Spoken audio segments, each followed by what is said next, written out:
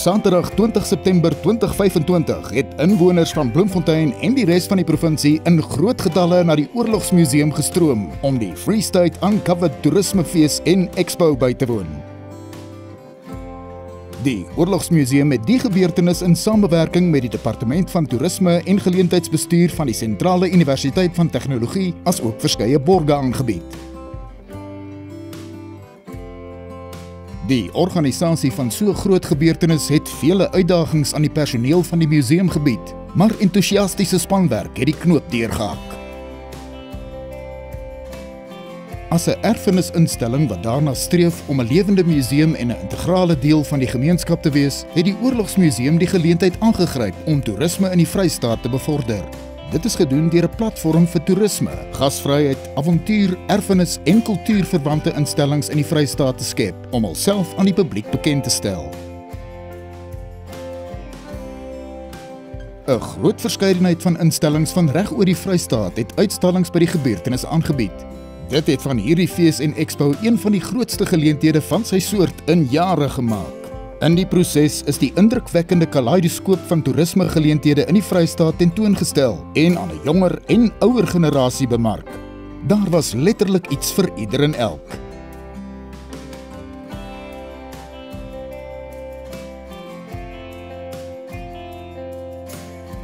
Die program het 'n paneelbespreking oor die 100-jarige herdenking van Afrikaans as amptelike taal ingesluit, waar tydens die verlede en toekoms van hierdie taal ook onder die soeklig gekom het. Radio OFM was die amptelike mediaborg van die fees en expo en net by wyse van 'n lewendige uitsending die gebeurtenis en plaaslike toerisme aan 'n groot aantal luisteraars in Sentraal Suid-Afrika bemark.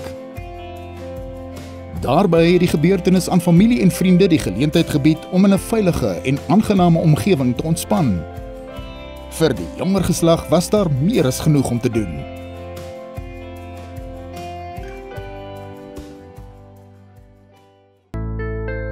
Die Oorlogsmuseum het van die fees en expo gebruik gemaak om sy mandaat te bevorder vir die bewaring van die erfenis van die Suid-Afrikaanse oorlog, ook bekend as die Anglo-Boereoorlog van 1899 tot 1902.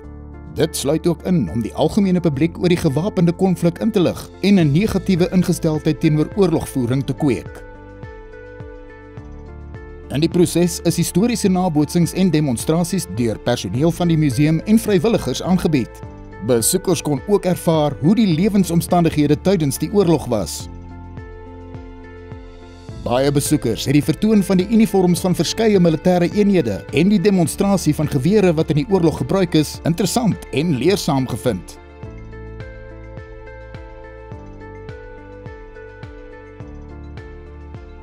Een begeleide erfenisstaptog het 'n besoek aan die Vrouemonument ingesluit, waar die dood van vrouens en kinders in die konsentrasiekampe toegelig is.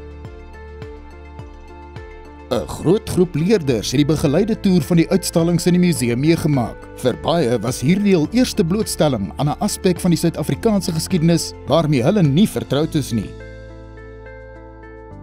Daarby het personeel van die museum 'n skattejag aangebied, waardeur die jonger generasie meer oor die geskiedenis van die oorlog en die buitelug uitstallings en gedenkwaardighede van die museum te wete kon kom. Verder het die program ook verskeie musiek, dans en sangoptredes ingesluit, wat die ryke verskeidenheid van Suid-Afrikaanse erfenis en kultuur tentoongestel het.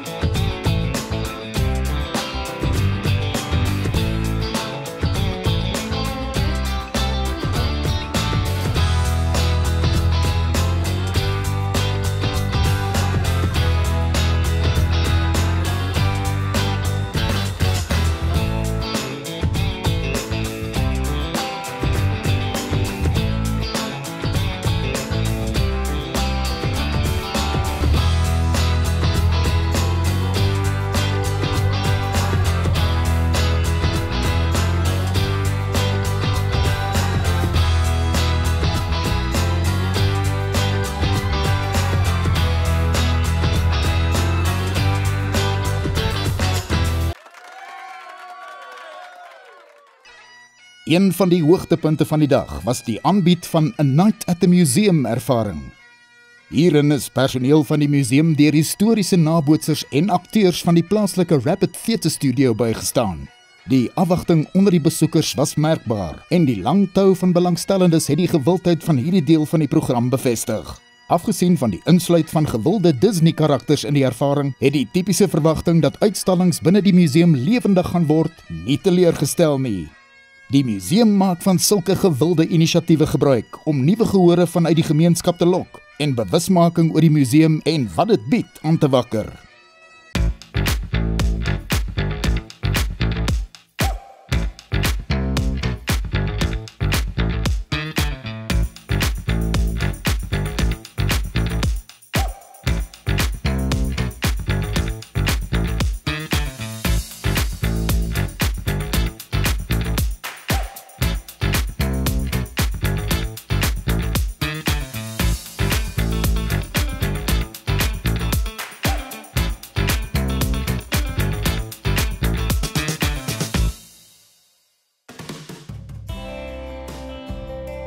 Die amptelike program is afgesluit met 'n optrede deur die talentvolle kunstenaar van plaaslike oorsprong, Brendan Piper, wat groot aanhang onder die gehoor geniet het.